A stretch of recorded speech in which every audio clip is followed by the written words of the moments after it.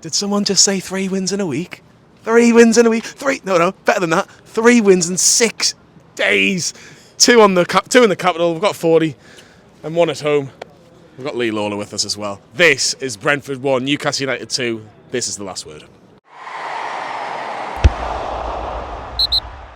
Phew. 40. We've won. The 40 derby. The 40 derby? We had to get you here for the 40 derby, and the capital was mint inside the Gtech Community Stadium today. 40, let's start with the team news. A couple of changes. Saint-Maximin was injured. Yeah. So Joe Willock came back in, which is obviously not a disaster in any stretch of the imagination. But Callum Wilson was replaced by Alexander Isak. Yeah. Surprised? No, not really. I mean, look, we've had a tough run of fixtures, very close together, so we had to make changes. But again, we've actually got like for like in terms of quality in the attacking third, which is good. So I'm not too worried there.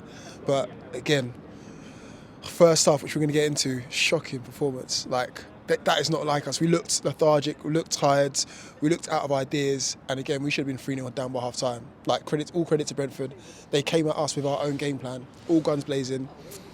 I know we're going to get into it. I know, so I'm jumping the gun already, but that is such a whirlwind of a performance. That's just like chalk and cheese. One half, we're shy, and then the second half, bloody hell, we took it to them. And that's the reason why you should dust your passports off now, because we're going to Europe, baby.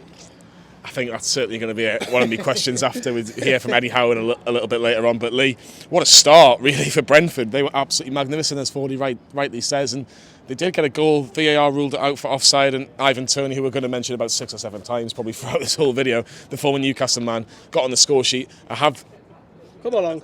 Yeah, come along. I have seen the replay. No, I've seen the replay.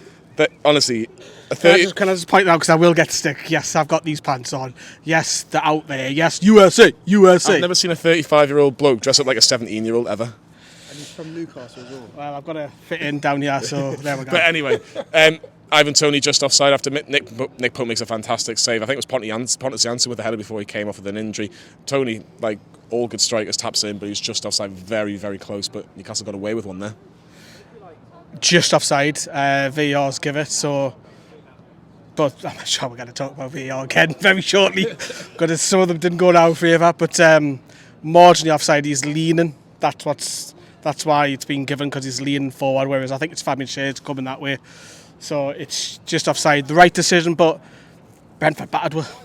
Why were we so poor in that first half? It could be just the way they play. It's just they've only been beaten once before we've come along, and they're in your face and it's high pressing. They've got great technical players, diminutive players, especially Scandinavian players, and then they normally have pace out in the wide. And I was really surprised Brian Mbembo didn't start today. I was amazed by that as well. That lad that come in, what's he called, Zarate or something like that. Something like that. He was sensational. He was causing us problems. Botman couldn't deal with him.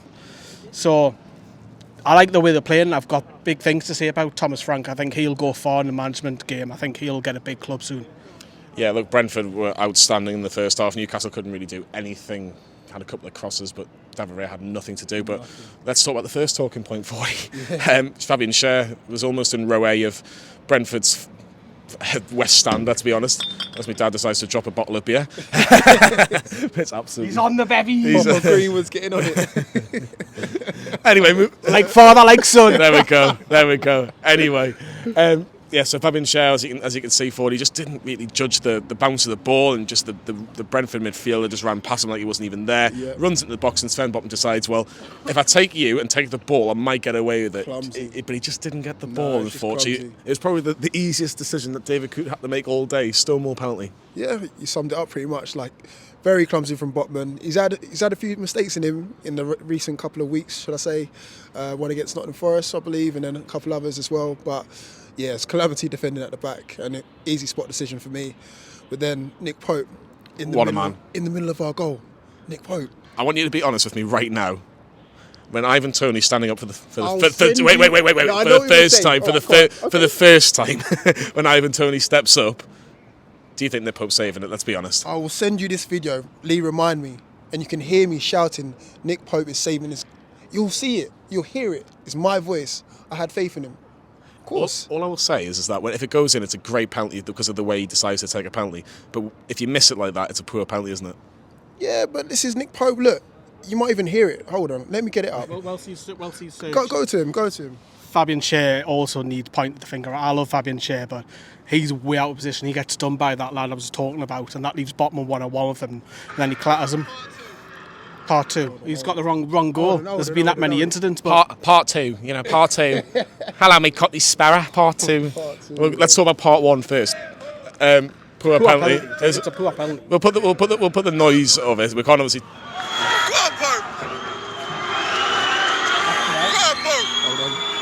Tony's sizing it up. Here's me gassing up. Hope saves this. Hate being right all the time. You're gonna love this in the second watch. Listen. I told you. Before he struck it. Hate being right all the time. I just hate being right.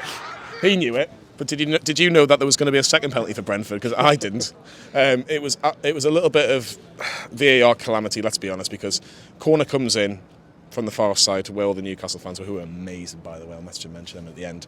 And it was a front post corner where is it Fabian Schär? Is it Fabian Schär? Maybe I haven't seen. I've only seen Isak who done the kick. Isak was it? He was. Yeah. I gave it as a penalty straight away. But the thing is, though, It's soft. Well, It's soft. It's a penalty. No, it's a penalty, but it's soft. was it a high foot that was given? No, it hit him about midriff. It wasn't soft. It wasn't Henry hit him in the midriff, and I said it's a penalty straight away. He didn't even need to go to VAR. Enrico Henry was like, oh, he's doing Rivaldo all over the floor again, isn't he? Listen, if you get hit in the midriff, you're going down like that. Is that how you? That's how like, I would can go we test down. them out? There's a load of policemen. I've just seen an assault here. All I will say is that I think if it was at the other end, I would expect a penalty. I did call it. Yeah. And you might see it in the vlog in regards to the Brentford second penalty. But Lee, I'll let you talk about this penalty because I know you like talking about bad news. Ivan Toney steps up again. Nick Pope gets very, very close to it, but Toney ain't going to miss 2 penalties in a row, is he? I think I said on the match reaction he hasn't missed the previous 34. So then Pope saves one, and then he's probably going to go on another daft run. He's great at penalties, his technique, but obviously we've seen it with the first one. Once in a blue moon that he can mess up, but give Ivan Toney another chance. I mean, he's just like this all day. He's had a goal disallowed, he's missed a penalty, he's had another one. I know, and this is the fixture that he'll want to, be up for because he failed to make his name at Newcastle and he's had to go down the lower leagues to come back up again. And he'll go on to another club, no doubt about it. In the summer, I think that'll happen. But he scores, he steps up, confidence, he's got bags of it. But Brentford battered were massively first half, and they, despite the VAR and was it penalty, was it not, they deserved because we didn't have now gone forward. There was just people missing. Bruno was missing, Jacob Murphy was missing, he's been great, Sean Longstaff was poor, Isak was poor, there's Trippier was poor. I go on here. Joelinton was, well, we'll come on to Joelinton. He was poor, but there was just loads of them, and that was shite first off. And Eddie Howe, obviously, you're going to talk about Eddie Howe, got them into half time and bollocks them and made a few tweaks, didn't he? He did make a few tweaks, and I'm going to mention those tweaks in a second. But what do you think Eddie Howe said at half time? And try and be as polite as possible. You're going to have to put a couple bleeps in, sorry. You know what? I've got to give Eddie Howe some massive credit because I always get onto him about plan Bs and me and you have these debates all the time, but to change it around as quickly as he did, not leaving it to the 65th minute or the 70th minute, whatever, he spotted 2 changes. And again, it's something that I spotted as well. Murphy had a mare, Longstaff was having a mare straight away, 2 up top, Gordon on the right, boom. And that's what got us going. Gordon gave us the energy. Wilson's hungry because he knows now that his place is not safe. His place is not safe no more. Before imagine scoring 2 goals. I know. And then being benched. That's the place that we're at right now. Because before it's, my guy Eddie's in charge. I know you from way back and Bournemouth and all the rest of it now. No, you're not even safe even if you score 2 goals midweek. So bringing him on at half time to then take the game to them. And then before you know it, we're 2-1 up, mate. All I'm going to say is that... Credit to Eddie Howe, so that's what... No, it's credit Eddie Howe. One other tweak, putting Joelinton in the middle, I think was brilliant. Because I think we it's always straight... say this, though. But I think there's always an argument. Sometimes you can find out 20 minutes into a game whether we need to put Joelinton on the left or Willock in the middle, or Willock on the left and Joelinton in the middle. And it was screaming out for Joelinton in the middle today. So again, another big thumbs up for Eddie Howe. Newcastle started like a house on fire in the second half. They really, really did. And the game literally changed within 20 minutes. The first goal from Joelinton, Great work on the right-hand side, and he cuts in. Ben Mee's sliding into Putney, basically, by the sound of it. And does it take a slight nick before it goes in or not? It's not his goal. Is it not? Nah, it's not Joelinton's goal. It's not. It's Ganagan doing as an own goal, because there's a replay behind the goal where it's going across goal. So unfortunately, Joelinton was absolutely mint there, put Ben Mee on his arse, and then he's got like, ooh, what do I do here? So he kind of just shot cross. I know. Get in. What's this look like? Oh, it's a great finish. It is. I would love him. I would love him to get, but he's not going to get the goal. He's not. But that was all him. That's a credit to him. And Joelinton, you're getting the goal. I've given him the goal. He just loves his ground, doesn't he, Joelinton? He loves scoring here, didn't he? Yeah. Well, I think the dubious goals panel will say Joelinton got the goal. Joelinton the goal. We are the dubious goal panel, by the way. Yeah. But yeah, Newcastle equalised, and again, Brentford, I think, were a bit stunned. I think they were a bit shocked. The bees were stung? Is that what we're going with? We'll go with that. We got our honey with the second goal. Oh, I like that. Oh, it's coming out with some bars here. That's all right, I'll take that. Yeah. The one for the season. Let's get in his second goal, though. We will. Come on. Great work on the right-hand side. Yeah. Callum Wilson. Yeah. Twists, turns, and lays it off on the edge of the box. And who was there? This guy. Alexander Isak, who scores his 8th goal of the season. In comparison, Mickey's on 11, Callum Wilson's on 10, and now Isak is now on 8. 8 goals, curling effort. David Raya, no chance the away, and goes potty. And I think Newcastle United couldn't believe how lucky they were, really, in terms of that first half performance. But second half, we absolutely obliterated Brentford 40. You're a poet, You're an absolute poet, I swear, I'm running out of words to even describe that. That's beautiful. But this guy, I'm running out of words for him. Phenomenal. What are you laughing at? You two getting on? Yeah, listen, mate. It happens when you win, doesn't it? I know, you can smile and look, it's sun shining, the weather is sweet, we've just picked up 3 points on the roads, and Alexander Isak. You're just happy you can go home in a mile? Yeah, to be fair, I'm home in about 20 minutes. But Alexander Isak, what a phenomenal striker this guy is. Like, top draw. As soon as that ball left his foot, it's top in, should I say. And, oh my God, we're so blessed to have this striker in our disposal. And the fact that we got Wilson and Isak on the same pitch at the same time, that's scary. That is scary. Like, any team that's watching this right now, the fact that we can put 2 goal scorers that are hot in form right now, talked about Miggy's purple patch earlier on in the season, to have 2 strikers scoring goals right now in the back end, the business end of the season, come on, boy. European football is calling, you know that. It just depends what competition we'll talk about in a second, but last 20-25 minutes, Lee, it was a case of Brentford, long throw after long throw, cross after cross, and I think Nick Pope's had to make one good save, and I want to single out Nick Pope, because penalty save commanded his area for the majority of the game. I think there was only one time where he didn't really get the right end of it, but I think we managed to deal with it and made a crucial save towards the end in terms of the free kick on of Brentford's left-hand side, whipped in. It was a great save. In Newcastle United, it's number 1, just proved how important he is, because look, everyone will talk about that mistake he made against Liverpool. By God, is he rectifying it with week in, week out with these performances. Just before I talk about that as well, you mentioned Wilson and Isak. Wilson played in Isak as well, and straight at Raya probably should have done better. But Nick Pope in the middle of a goal, what's the goalkeeper's job? Is to put it out, save it. His distribution can be improved, but now that he's not as good as Jordan Pickford with the ball at his feet. But what he is better at, Jordan Pickford, is keeping the ball out the back of the net. I think Gareth Southgate and Alan Shearer's already said it last week on Matches Day that Gareth Southgate should take a trip to St James's Park and check all the English lads out as well, not just for goalkeeper, because there's so many that are performing way better than what they are in the England squad at the minute. So, but Nick Pope, penalty save, he's a contender for man of the match for me. Easy man of the match. And like you were saying, we've got about 4 England internationals right there. Trips, obviously, Wilson, Willock. There's even a shout for Sean Longstaff to be looked at now with his form. Easy, Tiger. I said 4, not 5. Oh, come on, don't get. You only had a bad game today, but let's put it into context. Yeah, him or Calvin Phillips. I mean, and Sean Longstaff's having a better season, way better season. But yeah, you know what you're going to get the last 10 minutes, because they're going to go long. I do think that they probably missed Janssen a little bit with that injury. I think that does help us out a little bit, but full-time blew the whistle and you've got 9 points. Full-time blew the whistle. I can't speak. Great English that is. My Geordie dialect and my full-time we blew the whistle, you know. Really? all I will say, Lee was Mr. Greenwood Senior, I need some of your alcohol. I know.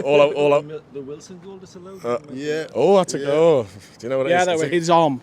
Did it? Because I can't see what. Yeah, it's a good point actually. We'll mention that before we talk about Eddie Howe and the table in a second. Callum Wilson's third goal should have been disallowed because is it harsh or does it hit the arm at some point? It hits the arm, but it's harsh. But you can't do nothing about it. What do you want him to do? Chop his arm off? That's the law. That is the law. It is the law. So the law states that you can't have a goal, but it's stupid because you can't exactly go. Wait a minute, I'm just going to pause and just chop my arm off and then head it in. You can't. It's harsh, but the law's the law. The law's the law, but do you know what the final score was, 40? 2-1. 2-1 to Newcastle United, and look, incredible scenes at full time. You know, Bruno, Pope, everyone was taking the tops off and everyone was buzzing, everyone was loving it in the away end, the sun was shining, and Newcastle United were winning games of football. It was absolutely fantastic. Let's hear from Eddie Howe, who's just celebrated his third win in a row, or third win in this week and 5 wins in a row. Eddie, what do you make of all that? A really tough game, as we knew it would be. We didn't start particularly well. The first half wasn't pretty from our viewpoint. Brentford put us under pressure. I thought we were harshly treated with a couple of VAR decisions, but a great response from the group second half. I think the second penalty, I'm not 100% sure that is. I'm not sure it's a clear and obvious error. And the handball, I think, is really harsh on Callum because his hands are down by his side and he's got no reaction time. So again, I'm not sure on the laws of the game with the handball now, but I thought it was 2 tough calls. Can I just point out as well, now that we're back, it looks like we're down like the quayside, but I promise you we're not. Brentford Stadium is behind us. It's over there. It's over there. It's over there anyway. It's like a fancy Luton town, isn't it? It's a very fun. Do you know what it reminds me of a bit? Do you know the Staves Estate in Gateshead on the river? Okay. It just reminds me of being there. It doesn't for me, I'm not going to lie. But anyway, let's talk about Eddie Howe. You've talked about it already, 40 massive decisions made at half-time. What am I going to do to change this game for Newcastle? And you got it right.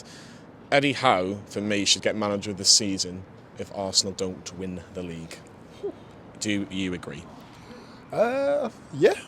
It's hard not to argue that. Like, times like this is where you really earn your money. And again, he spotted danger, he spotted errors, he changed and rectified them, and we're all smiling at the end of the day. And this is what top managers do. This is what sets, the ones that are out of jobs from the ones that are in jobs, and, he's got to be man of the man.